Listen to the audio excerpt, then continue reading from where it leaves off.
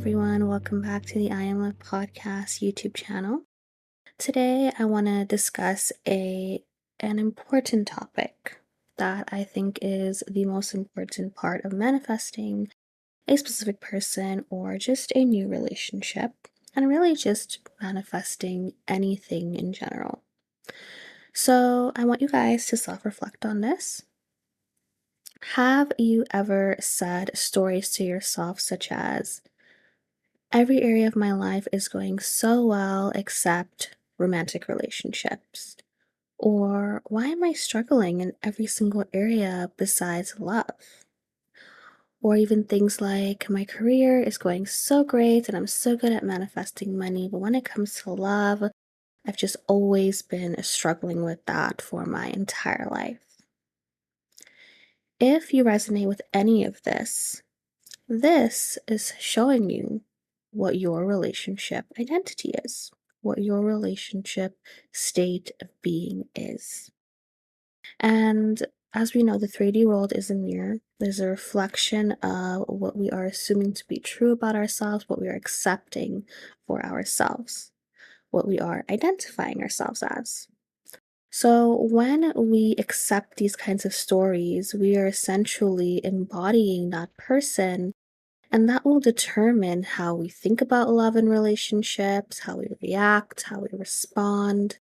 And it will also determine how natural we're able to feel and assume different things when it comes to love and relationships versus trying to convince yourself of a story. The thing is, what most people do when trying to shift their state of being or manifest a relationship or a specific person, they forget that your identity change isn't just for this one person or for this one relationship. It is a choice to decide that you are going to show up differently and be a different version of yourself when it comes to this area, which means you're no longer going to identify yourself as someone who is struggling in love and relationships or struggling to manifest in this area. You are simply deciding, I'm not going to see myself as this person anymore, and work through embodying that, of course. It isn't as easy as just a decision, however, it can be, depending upon what you have going on within you. But versus just making that decision, we have to actually embody that. We have to actually live that. It's basically a choice to say, this is who I am, irrespective of what another person is doing, irrespective of my past, irrespective of what the circumstances are showing me. It's basically a choice that you're making to yourself to stay committed to this new identity, regardless of anything. The reason why this is so important is because when we make changing our state or changing our identity more of like a technique or a tool, we will be at the mercy of the 3D world. Because essentially, what people do is they only persist for something when that topic comes up, when that specific person is mentioned, when they think of that specific person, when they think of the relationship. Only then they decide to persist or remember something or do a technique or whatever it is. That, of course, isn't making it a lifestyle. So we don't want to feel like we are at the mercy of the 3D world, nor do we want to see the 3D world as a threat or as the enemy. We want to change our relationship to the circumstances, what they mean for us. So when I was manifesting my specific person and my desired relationship, basically when I was changing my relationship identity, I would always ask myself, what would the version of me who felt secure, who felt confident, how would she see this circumstance? What would she make it mean for her? Right? How would she navigate the triggers and the emotions that are coming up? How would that version of me interact with this person? Would I be playing mind games if I felt secure and safe within myself? Would I try to be a different version of myself a fake version of myself, or would I be my authentic version of myself with this person? And reflecting on that helped me to reframe and put things into perspective. And it is something that you can also do when you are navigating the 3D world, when you're navigating things differently, is always come back to, how am I seeing this? Am I seeing this from this perspective of my old version, or am I seeing this from the new version that I'm identifying as? Now, initially, of course, you're not going to immediately feel perfect feelings and emotions and all of that, right? It's not about trying to have perfect feelings, perfect reactions. It's about simply being mindful of it when it does arise and then deciding from there on how you want to respond to it. A lot of people, what they will do is they will have that reaction, they will feel that trigger, and they will go into a spiral. They will start to berate themselves, put themselves down, or try to convince themselves of something in that moment. But it's not really a moment for you to do that, because all you're doing when you do that is embodying that version of you who still feels like they have to struggle, like they have to work hard, like they have to do many different things. And that's what you're identifying yourself as. It's about keeping that bigger picture in mind, depending upon how you see your romantic love life going. So, for each of us, we have a certain way we want that to pan out. For a lot of people, or more so the quote unquote traditional way, is to meet someone, go on dates, get to know them, and then have like a long lasting relationship, or I should say a long-term relationship. Maybe get engaged, get married, have children, start a family, things like that. However, this is just one version of what someone would desire, right? It's completely dependent upon what your desire is. So we have to remember that changing our relationship identity is basically preparing ourselves to experience these different levels of the relationship, these different levels of consciousness, of awareness. And when we do this, we are essentially choosing ourselves and making a commitment that we are going to see things as a whole, as the bigger picture, versus just the momentary thing that our ego feels like we need in that moment, which is just instant gratification or like a momentary dopamine hit. And many of us don't just want that. We just think that's what we need in that moment because we want to fulfill that void or that feeling that is hurting us so badly in that moment. But you have to think about if you were in that long term relationship or that marriage or whatever it is, how would you want to show up in there when you have a moment of trigger? Because the relationship isn't going to be rainbows and unicorns and perfect. Relationships are meant to evolve us. They're meant to bring things out for us to look at, for us to recognize. They are meant to show us what we have to look through and move past. And of course, building a beautiful bond with a person. They help us come back home to our true selves, to our true essence. So you have to think in the bigger picture of, okay, so I'm having this doubt and this fear right now. I'm having this trigger. How do I want to deal with this as this person who knows that they're going to also experience these higher aspects of the relationship or these deeper aspects of the relationship? When me and my partner get into a fight, when we get into an argument, or when we have like a little rift between us, how do I want to be in that moment? How do I want to show up in that moment? So you see, you're not just making it about the person or getting the desire, you're truly making it about being a different person, having a new identity, bringing it back to yourself. And the more you do this, the more you commit to yourself, you will trust yourself more. You will be able to lean on yourself more. You won't feel like you need to always depend upon only the other person to make you feel good or depend upon the 3D world to make you feel a certain way. You will be able to feel like you can overcome anything that comes your way, even if it may feel difficult. Knowing that you can overcome something doesn't mean that it's not going to feel difficult. It just means that you trust yourself to know that you can handle it and that you're not going to abandon yourself and leave yourself and reject yourself in that moment because of what's going on. This is how we make it about us, about our relationship, about our identity. Naturally, when we embody a new version of ourselves, we will be able to accept different narratives and stories. So, a lot of people ask about, okay, so if I wanted to manifest a specific person and I don't believe that they want to be with me, I usually say, well, your relationship to that thought and to where that narrative is coming from is going to change when it is that you shift your state.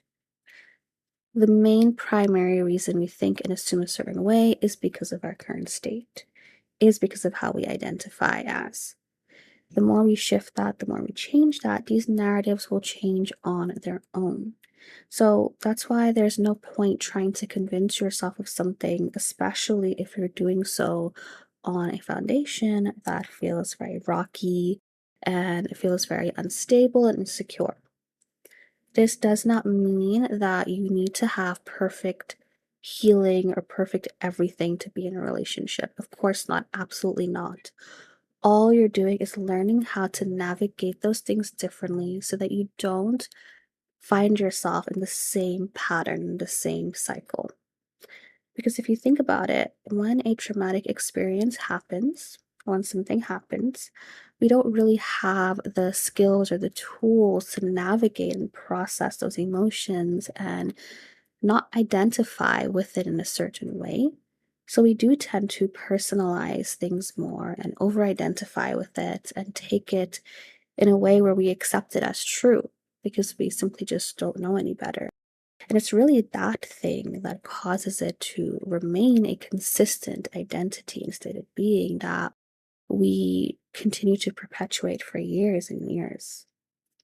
When we realize, okay, I actually can just shift how I navigate this. I don't have to identify with this in the same way. I don't have to make this circumstance, this thought, this narrative, this thing that this person said, this argument mean X, Y, and Z. I can make it mean something else because I'm choosing and committing to myself to be a different version.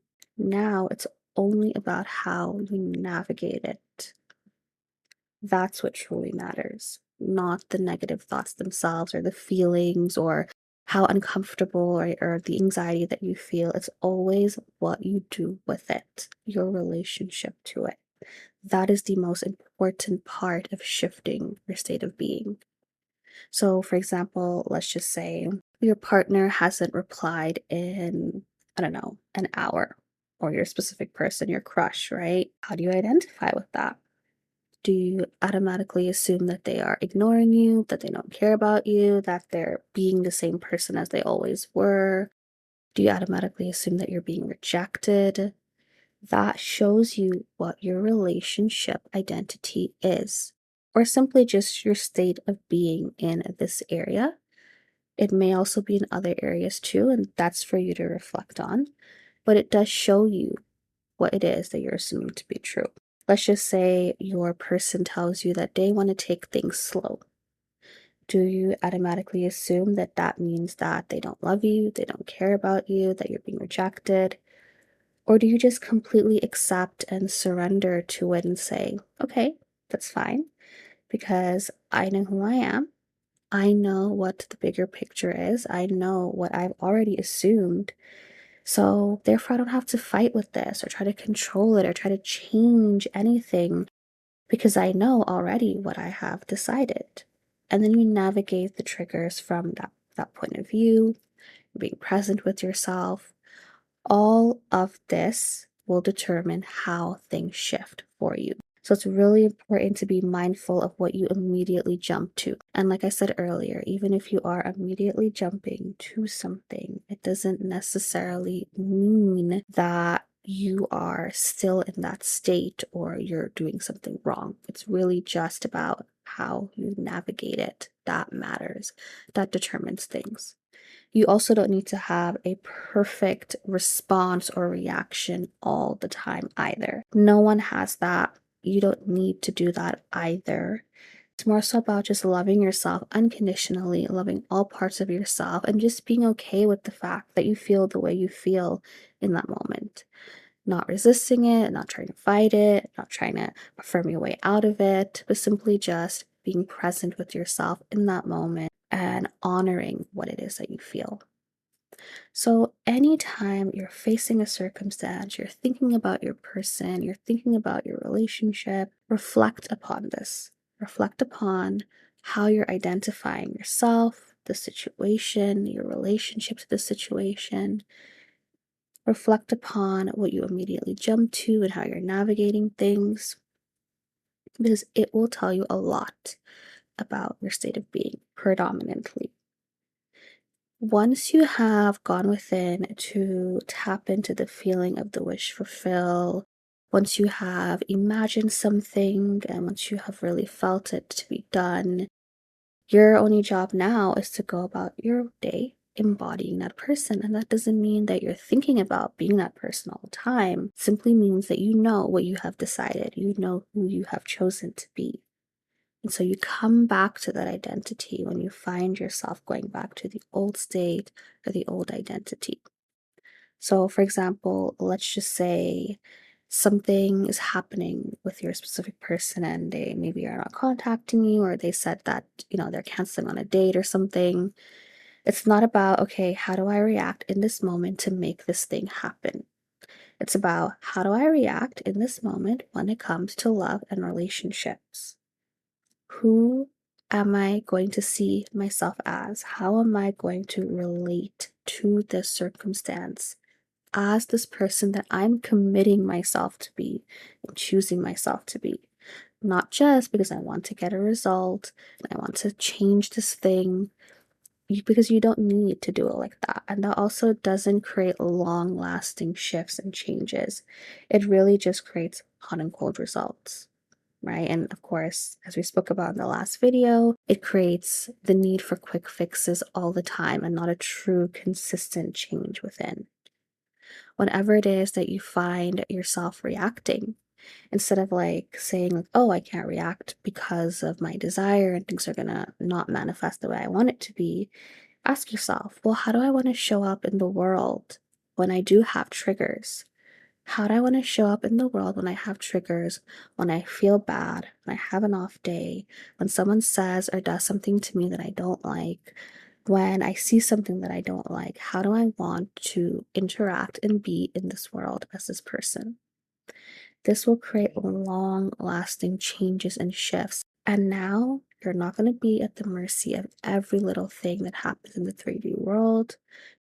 Now, I completely understand if you don't believe or feel anything at first, or if your new relationship identity feels so far away. I used to be like that. I used to feel like love was the most difficult thing and that I would never be able to find that perfect person for me, or that I would always be stuck in the same cycle, always manifesting quote unquote third parties. I hate that term. Always being chosen second, or whatever story I was coming up with. I just kept assuming that that was who I was going to be, and it seemed so far away to ever feel like a healthy, secure person. But the more I practiced, the more I chose myself and did it for me, I shifted. I changed because I knew that I wasn't going to just not react differently or react differently because of this person or because of this desire. It was me making that commitment to myself like, okay, I'm going to be this person, and it may feel difficult and I may not believe it. And everything inside me is screaming that this isn't true. My ego is trying to protect me and keep me safe. However, I'm doing this for me. I'm choosing myself. When you start to think like that, or at least for me, when I started to embody this person, manifesting a specific person seemed like second nature because I had already done that internal work for me and chose myself. So all the narratives and like assuming that my person wanted me and that we were going to be together, it was very effortless, and I didn't feel the need to hyper focus or be on edge and always wonder when this is going to happen. Because again, I wasn't doing it just for this person. I was doing it for me, mostly, mainly for me. Everything else came as a byproduct. So, this is how you want to start to approach things to the best of your ability. Do your best each and every day. It's a lifestyle shift, it is a decision that you're making to yourself. But do your best. Do the best that you can, even if it feels far away. And you don't have to believe it. No one, or at least most people, a lot of people, don't come into it believing. I mean, that's why we are even learning to shift states and identities and manifest new realities, is because we don't believe it, or we don't feel it, or we're not accepting it to a certain extent. So it's completely normal. It's completely okay. Do the best that you can. So, I'm going to be making more episodes and podcasts on this topic and other topics. You guys can leave below in the comments any recommendations that you have for other future podcasts, and I will do my best to make them. If you feel like you need any help with these topics that I've discussed today, I do offer coaching sessions, which you can find in the description below. And as always, I always want to thank you guys so much for being here, sticking by me, coming back to our YouTube channel and page. It really, really means a lot that there are many of you that are still here and still want to listen to the podcast and are showing up. So I'm really, really, really appreciative of you. Thank you guys so much, and I will see you or speak to you in the next episode.